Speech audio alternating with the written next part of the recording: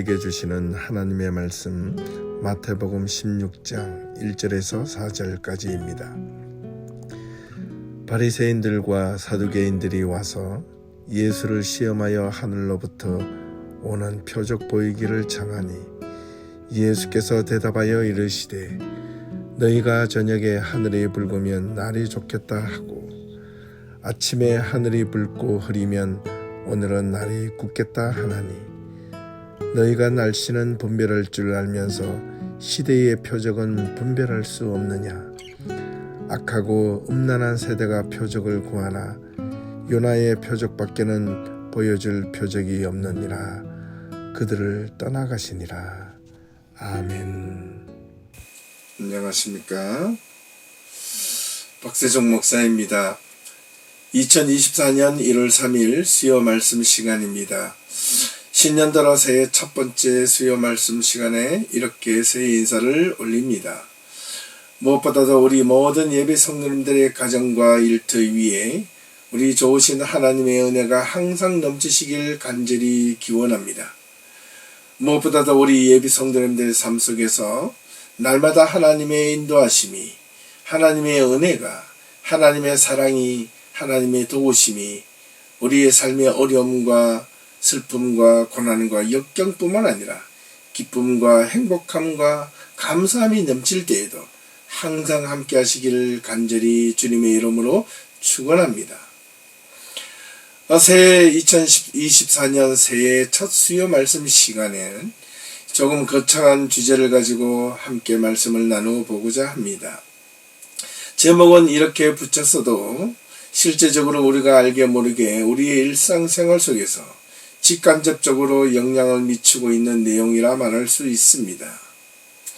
저는 목사로서 무엇보다도 우리 예비 성도님들에게 간절히 바라고 싶은 것이 있다면 그것은 우리가 교회 공동체이지만은 그러나 교회 안에서 이루어지는 모든 신앙적인 행사와 프로그램들이 그저 교회 안에서만 듣고 끝나는 것이 아니라 우리의 일상에서, 우리의 삶의 현장에서, 우리의 삶의 중심에서 구체적으로 삶으로 우리의 신앙이 적용되어지기를 바라고 간절히 원하는 마음이 있습니다. 이 말은 곧 두 가지 의미에서 말씀을 드리는 것입니다. 하나는 교회 안에서 들려지는 이 신앙적인 것들이 과연 우리가 이 세상을 살아가면서 얼마나 적용되고 있는가라는 점을 말씀드리고 싶은 것입니다. 그리고 다른 하나는 우리가 교회 안에서 아무리 주여 주여 외친다 하며 살아갔다 할지라도 우리가 교회 밖에서는 바로 우리의 삶의 현장이라는 것입니다. 교회 밖에서는 수만 가지의 별의별 일들이 다 벌어지고 있습니다. 그런데 이상하게도 교회 안에만 들어오면 신앙적으로만 생각하면 여전히 전근대적인 사고 속에 머무르고 있다는 것을 지울 수가 없습니다.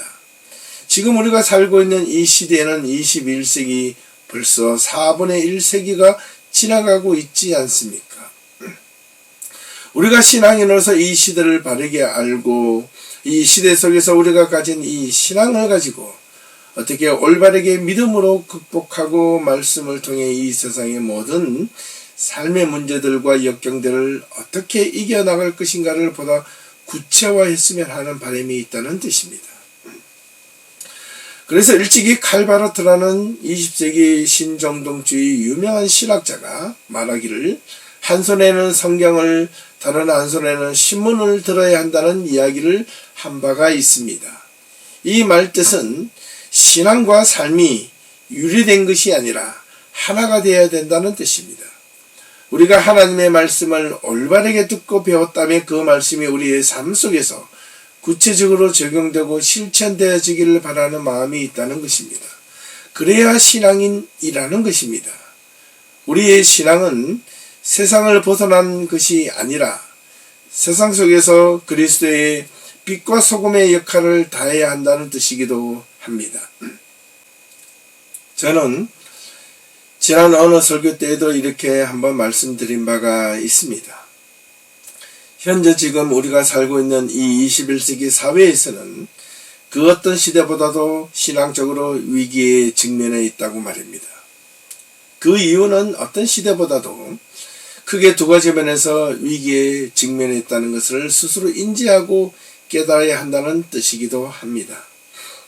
그 첫 번째 하나는 내적인 문제, 즉 교회의 정체성의 문제입니다. 그리고 다른 하나는 외적인 문제, 지금 세상이 어떻게 돌아가고 있고 얼마나 이 세상이 급변하게 변하고 있는가에 대해서 우리가 올바르게 인지하고 우리가 가진 이 신앙을 어떻게 대처해야 될 것인가를 이 두 가지 문제를 가지고 오늘 함께 생각해 보도록 하겠습니다. 먼저 이 내적인 문제는 제가 교회의 정체성의 문제라고 말씀을 드렸습니다. 교회의 정체성은 크게 내가 왜 정말로 예수를 믿어야 하는지에 대한 분명한 의식을 갖는 것입니다. 단지 예수를 믿는 이유가 이 세상을 살아가는데 그저 유익하고 도움을 주는 것이라면 그런 것들은 얼마든지 세상 바깥에서도 많은 여러 종류의 것들이 있다고 말씀을 드린 바도 있었습니다. 그렇다면 우리가 이 기독교 신앙 안에서 예수를 믿는 궁극적인 이유가 무엇인가라는 것을 올바르게 알아야 하고 그것을 가져야 합니다. 그것은 분명히 우리가 예수님이 가르쳐 주시는 말씀을 따라 사는 것이 그리스도의 모습이 아니겠습니까? 그것은 바로 우리가 신앙 안에서 우리가 하나님의 뜻에 순종할 때만이 우리의 옛 자아가 죽고 또 그분의 말씀을 통하여 내가 새로운 말씀을 또 새로운 삶을 살아나는 것을 의미하는 것입니다. 그런데 문제는 옛 자아가 쉽게 죽어지지 않는다는 사실입니다. 그러면 문제는 쉽게 죽어지지 않는 이 옛 자아를 어떻게 죽일 수 있는가라는 겁니다. 여기서 가장 중요한 태도 중에 한 가지가 있다면 그것은 분명 우리가 하나님 앞에 우리 스스로 우리 자신의 연약함과 부족함을 솔직하게 인정하고 고백하는 것이 필요합니다. 내적인 문제에 있어서 가장 큰 이유는 바로 신앙의 본질을 잊어버리고 그저 형식적인 신앙생활을 하는 것입니다. 우리가 예수를 믿는 것인데 그 예수를 믿는 방식에 있어서 2단이든 3단이든 상관없이 무엇을 어떻게 믿든지 간에 그냥 내가 믿어서 잘 되기만 한다면 아무런 문제가 없지 않겠느냐는 아니란 생각일 수 있다는 것입니다. 내가 지금까지 믿어온 것들이 아무런 문제가 없었는데 또 왜 지금에 와서야 지금 이렇게 하나님의 말씀을 이렇게 갈기갈기 찢어놓고 이런 시비를 거느냐라고 말씀을 하실지도 모르겠습니다. 그렇습니다. 우리가 아무런 문제가 없이 그동안 신앙생활을 해왔는지도 모릅니다. 그러나 성경 말씀을 지금까지 우리가 얼마나 바르게 배우고 알고 있었는지를 한 번도 되물어 보지 않을 수가 없습니다. 그것은 참으로 신앙의 본질과 신앙의 정체성을 올바르게 세우는데 무엇보다도 가장 큰 베이스, 기본이고 근본이어야 하기 때문에 그렇습니다. 우리가 교회 안에서 상당히 많은 잘못된 신앙생활을 하는 이유는 무엇보다도 가장 중요한 하나님의 말씀보다도 개인의 신앙적인 체험이나 개인이 받은 어떤 그런 영감이나 개인이 받았던 하나님의 은혜라는 것들이 우선시될 때 그것으로 인하여 이루어지는 여러 가지 오해와 잡음과 하나님의 말씀에 대한 잘못된 해석들이 오히려 교회를 어지럽히고 교회를 혼란스럽게 했던 점들이 많았던 것입니다. 한번 지난 일들을 돌아보십시오. 여러 가지 교회 내부적으로 2단과 3단들 또 여러 가지 사이비들이 있는 이유들이 바로 그러한 이유 때문이 아니겠습니까? 하나님의 말씀에 대한 올바른 이해가 있었다면 우리가 비록 우리가 가진 신앙적 체험일지라도 그것을 먼저 하나님의 말씀에 검증하고 비추어 보게 될 것이라는 것입니다. 우리는 이러한 문제들을 올바르게 바르게 진단해 가야 될 필요가 있습니다. 참으로 신앙의 본질과 정체성을 바르게 세워가는 가장 큰 이유는 바로 하나님의 말씀을 무엇보다도 올바르게 배우는 데 있다 하겠습니다. 돌아보면 어쩌면 우리가 당연히 알고 있는 것이고 이것이 맞다라고 생각했던 부분들이 하나님의 말씀을 좀 더 면밀하게 분석해 볼 때 그것이 아니었다는 것을 알게 된다면 어떻게 하시겠습니까? 지금까지 믿었던 것이니까 그렇게 그냥 그대로 믿으시겠습니까? 아니면 지금이라도 하나님의 올바른 말씀을 붙잡고 살아가야 하겠습니까? 그것은 분명하게 우리가 이제는 선택해야 될 문제임에는 틀림이 없습니다.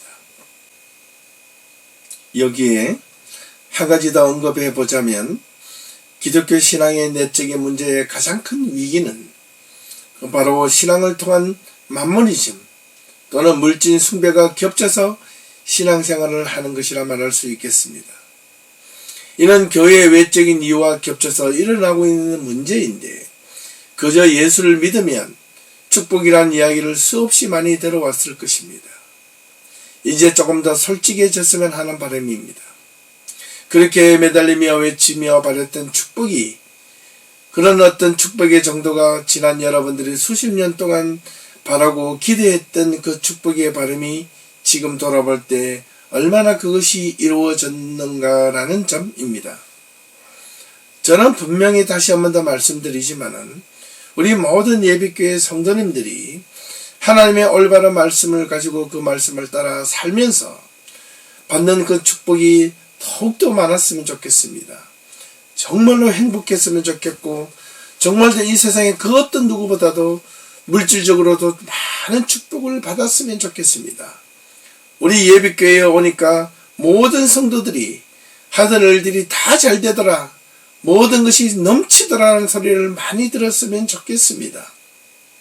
그런데 단 한 가지 조건이 있습니다. 그 조건이 무엇이냐면 하나님의 올바른 말씀을 따라 살아갈 때 그렇게 살아가다 보니까 하나님의 은혜 가운데 더욱더 풍성하게 말씀을 붙잡고 살아가니 그렇게 되더라는 것입니다. 이런 것들이 우리에게 이루어질 수 있기를 간절히 바라는 마음이라는 것입니다.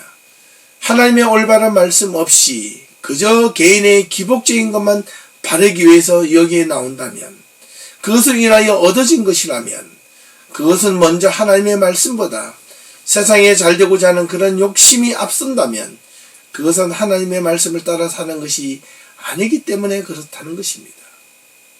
신앙은 오히려 현실을 올바르게 직시하게 만들고 왜곡된 자신의 모습이나 편향된 사고로부터 자신의 생각을 중립적으로 놓게 하는 힘이 있다는 것입니다. 단지 올바른 말씀을 바르게 듣고 배울 때만이 그 이후에 각성이 일어나고 내가 원래의 하나님의 말씀의 자리로 들어가야 되겠다는 그런 결단과 실천이 있을 때만 가능하다는 사실입니다. 이제는 두 번째, 교회의 외적인 이유에 대해서 한번 말씀을 드려보고자 합니다. 이는 교회에 우리의 신앙을 가지는데 엄청난 위기들이 지금 교회 내부적인 문제뿐만 아니라 교회 외부적인 상황에서 일어나고 있다는 것을 우리는 알아야 합니다. 제가 여러 번 말씀드린 것처럼 지금 교회는 지금 얼마나 큰 외적인 위기에 놓여 있는지 오늘 잠시 한 번 더 말씀을 드리고자 합니다. 지금 21세기를 살아가고 있는 지금 우리는 과거 어느 때보다도 풍요로운 삶을 살아가고 있습니다. 그러나 대부분 사람들은 스스로 말하기를 상대적으로 어렵고 힘든 삶을 살아가고 있다고 말합니다. 며칠 전 어떤 캐나다에서도 중산층의 가정의 이야기가 뉴스로 대화하는 어떤 다큐멘터리 프로그램에 나온 적이 있습니다. 한 중산층 부부의 이야기입니다.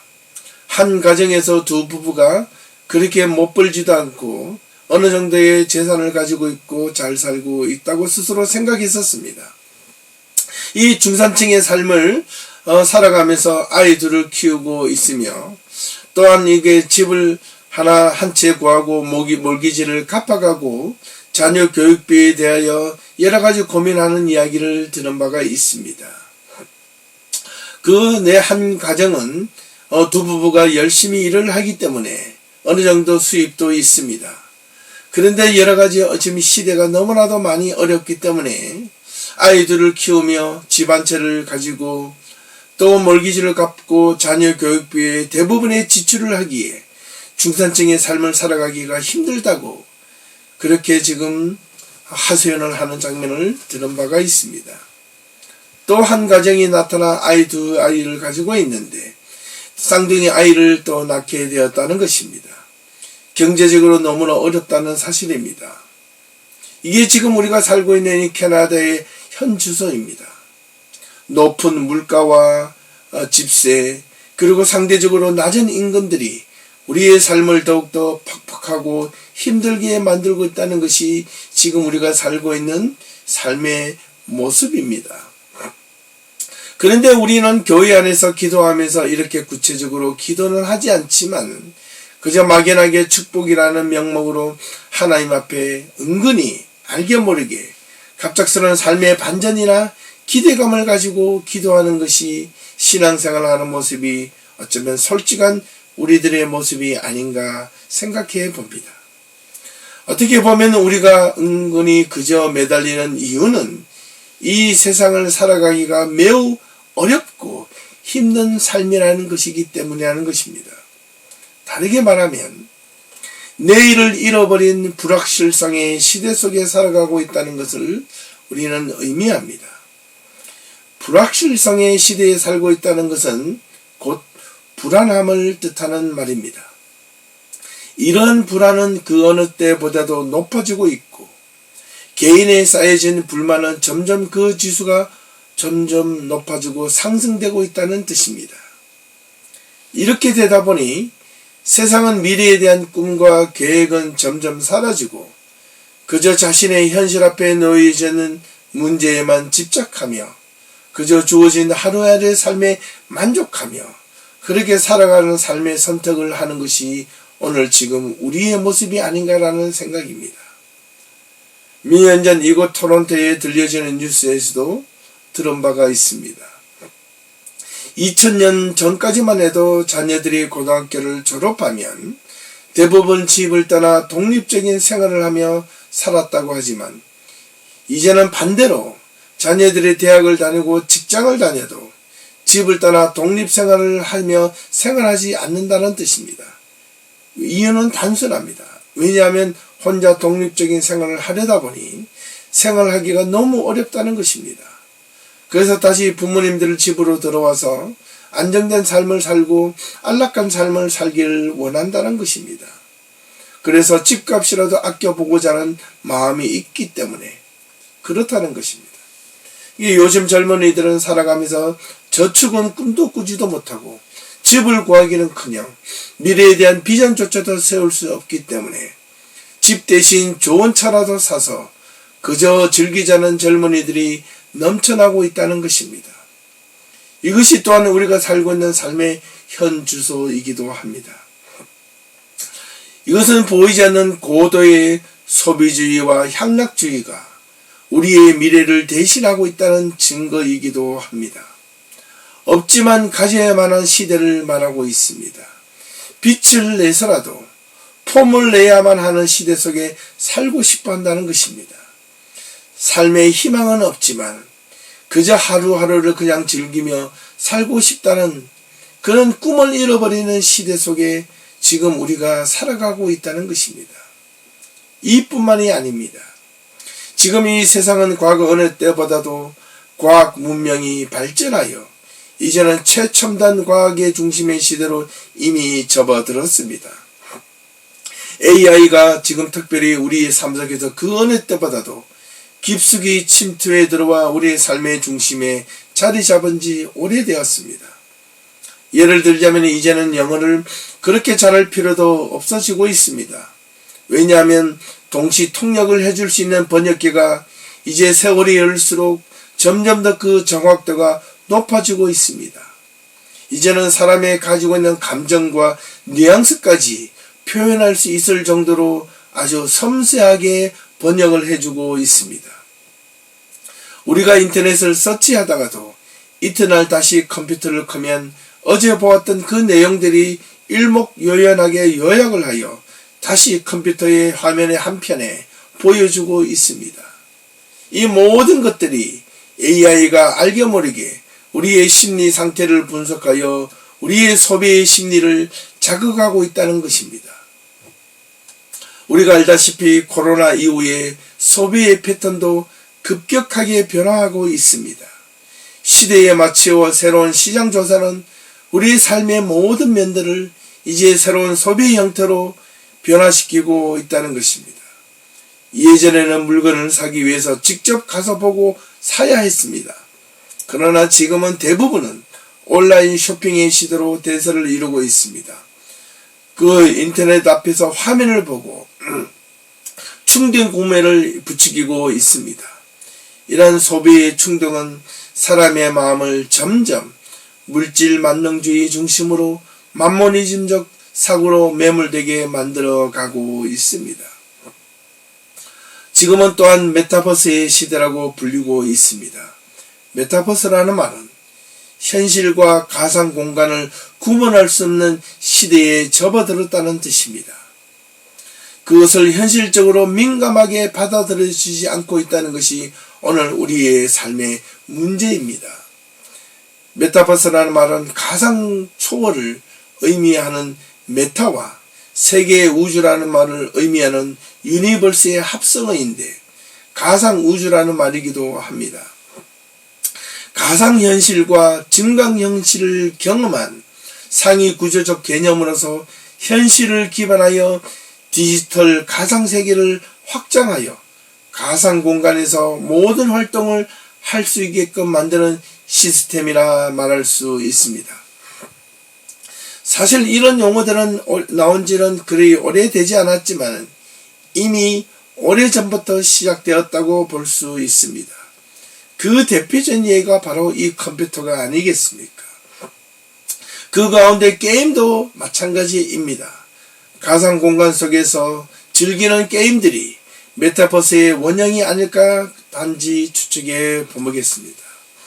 뿐만 아니라 우리가 지난 코로나 시절에도 우리가 대면으로 함께 예배를 드릴 수 없고 또 우리가 온라인으로 예배드리는 모든 이런 예배들이 가상 공간 속에서 우리가 예배라는 공간을 설정을 해놓고 우리가 거기에 동시다발적으로 각자 있는 자리에서 함께 동시다발적으로 예배를 드릴 수 있는 이런 것들도 어떻게 보면 메타버스의 원형이나 일종이라 하겠습니다. 이런 가상현실과 증강현실을 결합한 상위 구조적 개념으로 이 현실을 기반하여 디지털 가상세계를 확장하여 가상공간 속에서 모든 활동을 할 수 있게끔 하는 이 메타버스의 시대가 오늘 우리가 살아가고 있는 사람들 간의 인격적인 관계를 점점 멀어지게 하는 가장 큰 원인이기도 합니다. 우리가 지금 살고 있는 이런 시대 속에서 이런 것들이 아마 대부분 우리는 아무런 거부 반응이 없이 무비판적으로 쉽게 우리는 지금 받아들이고 있지 않는가라는 점입니다. 이제는 실생활 속에서도 필수적으로 없어서는 안 될 요소들이 되어버렸습니다.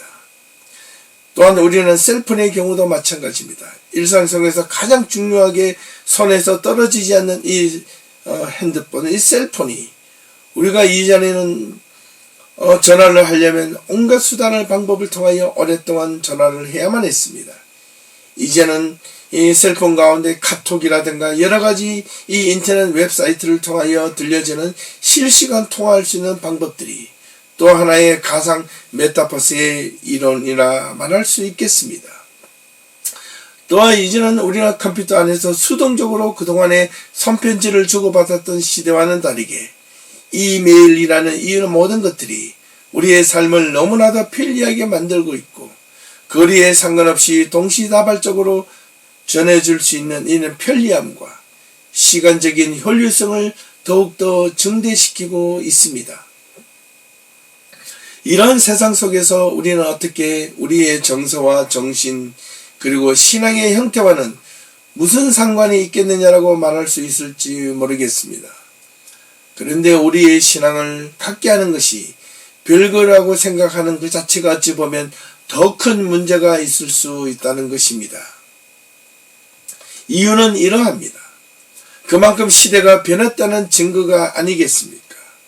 그런데 문제는 이 시대가 이처럼 다양하고 복잡하고 어지럽게 변화하고 있음에도 불구하고 우리의 신앙의 모습은 어떠한가라는 점을 지금 말씀드리고 싶은 것입니다. 신앙의 정체성도 별로 없는 것 같고, 그렇다고 신앙의 본질을 쫓아서 신앙생활을 한다는 것 같지도 않은데, 어떻게 신앙생활을 의미있게 하는 것도 아니며 그저 신앙생활이 그저 주일날 왔다 갔다 하는 것이라면 그런 기대감에 충족하여지지 못할 뿐만 아니라 매주 들려지는 설교 이야기들이 그저 과거적인 이야기만 들려지는 이야기라면 그것은 어쩌면 우리의 신앙의 모습이 죽은 신앙의 모습이 아닌가라는 생각마저 들게 한다는 것입니다. 시대가 변한 만큼 우리는 새롭게 변화된 시대에 맞추어 우리의 신앙도 더욱더 고급지고 변화무쌍한 이 시대의 상황에 올바르게 대처하는 신앙의 태도가 필요합니다. 그렇게 필요하지만 필요 없다라고 생각하거나 그저 과거에 내가 가지고 있던 신앙적 사고에 그저 자족하며 머무르게 된다면 앞으로 다가올 수많은 신앙적인 위기에 우리가 어떻게 대처할 수 있을까라고 우리는 의심을 해볼 수 있겠습니다. 예를 들면 성경 안에서 나온 내용을 한번 살펴보겠습니다. 천지창조의 경우에 마찬가지입니다. 창세기에 언급되어 있는 이 천지창조의 말의 의미를 분명 우리 이때까지는 지구 중심적인 천지창조의 내용이었습니다. 부인할 수가 없습니다. 고대 사회에서는 지금처럼 달이 지구를 중심적으로 공전하고 있다는 사실 자체를 몰랐습니다. 그리고 지구가 둥글다는 사실도 밝혀진 지가 얼마 되지 않았다는 것입니다. 그런데 지금은 어떠합니까? 1977년 지구 미국의 나사로부터 보이저 1호와 2호가 발사된 뒤에 무려 44년이 지난 지금 이 보이저 1, 2호가 우리가 살고 있는 이 태양계 바깥을 나가고 우주 공간을 향하여 지금 달려가고 있습니다. 그 사실을 알게 될 때 우리가 지금 살고 있는 이 지구가 그저 태양계의 작은 행성 중에 하나라는 사실을 지금 우리가 알면서도 우리는 여전히 신앙 안에서는 여전히 지구 중심적 신앙적 사고 속에 머무르고 있지 않느냐라는 말입니다. 어느 것이 팩트이고 어느 것이 현실입니까? 또한 우리가 지금까지 밝혀진 바로는 지구가 현재 유일한 생명체 살고 있는 행성이라고 하지만 이 하나밖에 없는 이 지구는 지금 또다시 크게 두 가지의 엄청난 위기에 내몰려져 있다는 것입니다. 그 첫 번째는 기후변화의 위기입니다. 우리가 온난화의 문제가 여러 가지의 문제로 이야기하고 있지만은 우리는 그것이 실제적으로 우리의 삶 속에도 구체적으로 우리의 개인의 문제보다도 덜 심각한 것은 사실이지 않습니까? 또 다른 하나가 있다면 온갖 분열과 종교적 이념과 분노와 이전투구로 휩싸인 전쟁의 소용돌이가 그칠 줄 모르고 점점 더 확산되어져 가고 있다는 사실입니다. 지금은 우리가 살고 있는 이 자리에선 크게 느끼지 않는 것처럼 보여지고 있지만 오가는 모든 소식들을 접해 볼 때는 지금 세상은 그야말로 심각한 위기에 놓여져 있다고 말할 수 있겠습니다. 이러한 상황 속에서 우리는 그저 손을 놓고 예전과 같이 그냥 기도만 한다고 모든 문제가 해결되겠습니까? 그러면 하나님께서 우리가 기도만 하게 될 때 언젠가는 알아서 마치 인디안 기후제처럼 끝까지 기도만 하면 비가 올 때까지 제사만 드리면 언젠가는 비가 내릴 것이라는 그런 인디안 기후제식 기도만 해야 하겠는가라는 점입니다. 저는 이 자리에서 분명 목사로서 기도가 필요 없다는 말을 결코 하려는 것이 아닙니다. 기도가 필요합니다. 무엇보다도 필요합니다. 그러나 하나님의 존재를 부인하는 마음은 또 더더욱 없습니다. 그러나 여기서 제가 정말 강조하고 싶은 가장 힘주어 말씀드리고 싶은 것은 우리가 과거에 가졌던 신앙의 구습을 벗어버리고 오직 우리의 마음이 새롭게 되어 하나님을 따라 의와 진리의 거룩함으로 지으시곤 새 사람을 입어야 하는 그런 에베소서 4장 21절에서 24절의 그 말씀에 근거한 총체적인 책임이 바로 우리 자신에게 있다는 것을 먼저 알아야 한다는 것입니다. 우리가 우리의 심각한 문제를 인식하고 우리가 어떻게 이 문제를 해결해 나갈 것인가를 머리를 감싸며 정말 우리가 심각하게 생각하고 고민하고 그 문제를 해결해 가는 가운데 하나님의 도우심과 지혜가 필요하다는 사실입니다. 그러기 위해서는 우리가 무엇보다도 하나님의 말씀을 올바르게 알아야 하고 이 시대에 맞게끔 제대로 이해해야만 한다는 사실입니다. 과거에 기록된 성경 말씀이 오늘날 우리의 삶의 현실에 맞게끔 올바르게 재해석해야 하는 것이 필요하다는 사실입니다. 그렇게 재해석하지 않으면 우리의 신앙은 여전히 과거 속에 머물게 되고 말 것이라는 것입니다. 오늘 본문의 말씀으로 돌아옵니다.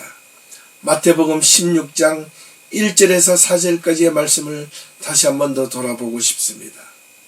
3절 4절 말씀의 의미에서는 이렇게 설명하고 있지 않습니까? 너희는 날씨는 분별할 줄 알면서 시대의 표적은 분별할 수 없느냐? 악하고 음란한 세대가 표적을 구하나 요나의 표적밖에는 보여줄 표적이 없느니라 라고 예수님이 바리새인과 사두개인들에게 신랄하게 비판하면서 던졌던 말씀이었습니다. 그렇습니다. 저는 아무리 보아도 아무리 기도해 보아도 아무리 생각해 보아도 우리가 하늘의 날씨는 흐리면 비가 올 것이고 맑으면 날씨가 갤 것이며 이런 것은 당연히 받아들이고 있지만은 지금 우리가 살아가고 있는 이 시대의 흐름은 왜 신앙 안에서 올바르게 읽으려 하지 않는지 무관심한지 모르겠습니다. 우리 그리스도인들은 이 시대를 볼 수 있는 예언자적인 시각을 하나님의 말씀을 근거로 분명히 누구든지 알 수 있을 터인데 왜 그것을 모른 채 하는가라는 점을 아쉬워하고 있다는 점입니다. 아니, 모르는 것이 아니라 무관심해서 그런 것이 아닌지 우리는 한번 깊이 돌아보아야만 하겠습니다. 우리의 신앙인들이 각자 가지고 있는 신앙의 관심은 도대체 무엇입니까? 그것은 그저 자신의 삶의 안위만을 위해서 가지고 있는 것이 신앙이라면 참으로 우리는 다시 한 번 더 깊게 돌아봐야만 합니다. 우리 개개인의 삶의 안위와 평안을 번영을 바라지 않는 것이 아닙니다. 그것을 위해서 기도하고 원하는 것은 나쁘거나 잘못된 것이 분명 아닙니다. 하지만 그것만을 위해서 신앙생활을 하는 것이라면 하나님의 뜻을 따르지 않겠다는 것도 또한 되는 것이 아니겠습니까? 제가 원하는 신앙생활은 제가 목사라서 우리 예비교회 성도님들에게 바라는 신앙생활은 하나님의 말씀을 올바르게 따랐더니 우리의 삶이 평안과 번영과 축복과 행복이 이루어졌다라는 사실입니다. 그것을 바라는 것입니다. 이어서 말씀을 보겠습니다. 악하고 음란한 세대는 표적을 구한다 했습니다. 예수님이 왜 이런 말씀을 하셨을까요? 그렇습니다. 여기서 악하다라는 헬라어 포레노스라는 이 말은 고통스럽다라는 말의 의미가 있기도 하지만은 노고나 괴로움이나 고난이 많아서 옥률려 지쳐있는 상태를 의미합니다. 이 악하고 음란한 세대, 여기서 음란한 세대라는 것은 단지 가늠하는 이런 것을 음란하게 신기는 것이 아니라 우상 숭배를 의미합니다. 한번 들어보십시오. 오늘의 지금 살고 있는 우리의 시대가 바로 그러하지 않습니까? 세상은 점점 더 풍요로워졌지만 우리가 이 세상의 시스템에 의해서 우리가 찌들려 있고 세상의 구조 속에 노예로 전락하고 있지 않습니까? 우리가 살고 있는 삶의 테두리 수레바퀴 속에서 이렇게 살지 않으면 그 어떤 사람들도 살아낼 수가 없고 살아갈 수가 없게 짜여진 시대 속에 살아가고 있다는 것입니다. 그러하기에 우리의 사회에서는 점점 우리의 삶 때문에 우리는 지치고 고되고 넘어지고 지쳐버린 상태에 놓여져 있습니다. 삶이 불안합니다. 그렇기 때문에 우리는 막연하게 우상숭배 다름 아닌 물질을 바라고 물질을 소망하고 갑작스러운 어떤 번영과 반전이 일어나기를 바라는 대부분의 사람들의 소망이 그런 삶 속에 살아가고 있는 것이 우리의 현실이 아닌가라는 점입니다. 우상은 마음에 품고 사는 그런 시대라는 것입니다. 악하고 음란한 세대는 무엇을 바란다? 표적을 구한다. 이 표적이라는 것은 사인을 의미합니다. 무슨 어떤 징조를 의미합니다. 반전을 뜻하는 말입니다. 무엇을 정말 우리가 살아가면서 품고 살아가야 하겠습니까? 하나님보다도 더 품고 살고 싶은 욕망이 무엇인가라는 겁니다. 그것은 바로 우리가 꿈꾸는 것이 바로 우상이 아니겠습니까? 우선시 되면 안 된다는 것입니다. 무엇이? 우리가 신앙인으로서 하나님의 말씀보다도 그 모든 것이 앞서 있는 것이 되어서는 안 된다는 것을 뜻하는 말입니다. 우리의 신앙의 기본은 우리의 삶이 잘 되기를 바라는 것이기도 하겠지만 그보다도 근본적인 이유가 먼저 하나님의 뜻을 따라 사는 것이 우선이 되고 그 이후에 하나님의 말씀을 따라 살았더니 우리의 삶이 평안이 오고 행복이 오고 기쁨이 오고 감사가 이루어졌다라는 것이 이루어질 때, 그 고백이 나올 때 우리 신앙의 그리스도인들의 삶의 모습이 되어야 한다는 것입니다. 사랑하는 예비교회 성도 여러분, 지금 우리의 신앙은 내적으로 외적으로 수많은 위협과 어려움을 당하고 있는 상황 속에 놓여져 있습니다. 우리의 삶이 또 이 한 해도 얼마나 힘들게 우리를 옥죄고 우리의 신앙을 위협할지 모릅니다. 우리가 하나님의 말씀을 올바르게 붙잡는데 방해 요소가 우리의 삶을 통하여 얼마나 많이 위협받을지 모릅니다. 그럼에도 불구하고 우리 사랑하는 예비 성도님들 믿음 가운데 끝까지 믿음을 포기하지 마시기를 간절히 소망합니다. 하나님의 말씀을 올바르게 붙들기를 소망합니다. 올해부터 말씀을 더 강력하게 올바르게 여러분들과 말씀을 나누기를 소망합니다. 하나님의 말씀을 바르게 제가 알려드리기를 소망합니다. 여러 가지 프로그램과 계획을 잡고 있습니다. 그 모든 계획 속에 함께 동참함으로 인하여 이 한 해 동안 이전보다 더 많은 어려움과 고통과 시련이 온다 할지라도 우리 예배 공동체 안에서 서로 아껴주고 위해주고 격려하고 함께 기도하고 하나님의 말씀을 붙잡는 그 가운데 하나님의 은혜가 더욱더 넘쳐서 우리의 삶에 큰 위로와 용기가 될 수 있기를 간절히 소망합니다. 악하고 음란한 세대의 표적을 구할 것이 아니라 그 시대에 더욱더 하나님의 올바른 말씀을 붙잡고 우리의 삶이 더욱더 풍성하게 채워나갈 수 있는 그런 복된 예배 성도님들이 다 될 수 있기를 주님의 이름으로 축복하며 축원합니다. 오늘 말씀을 여기서 마치겠습니다. 다음 주부터 우리에게 이루어질 하나님의 말씀을 기대하며 오늘 이 시간 이번 한 주간도 이 새해에도 더욱더 우리 하나님의 은혜가 풍성하게 채워지기를 간절히 소망합니다. 사랑하는 우리 예배 성도 여러분, 이 한 해도 멋지게 우리 성도들이 함께 출발했으면 좋겠습니다. 감사함으로 출발했으면 좋겠습니다. 믿음으로 출발했으면 좋겠습니다. 신실한 하나님의 말씀, 예수님의 십자가를 붙들고 우리가 이 세상을 또 한번 힘차게 나아갈 수 있기를 간절히 소망하며 오늘 말씀을 마치겠습니다. 남은 한 주간도 하나님의 은혜가 넘치기를 소망합니다. 감사합니다. 수고하셨습니다.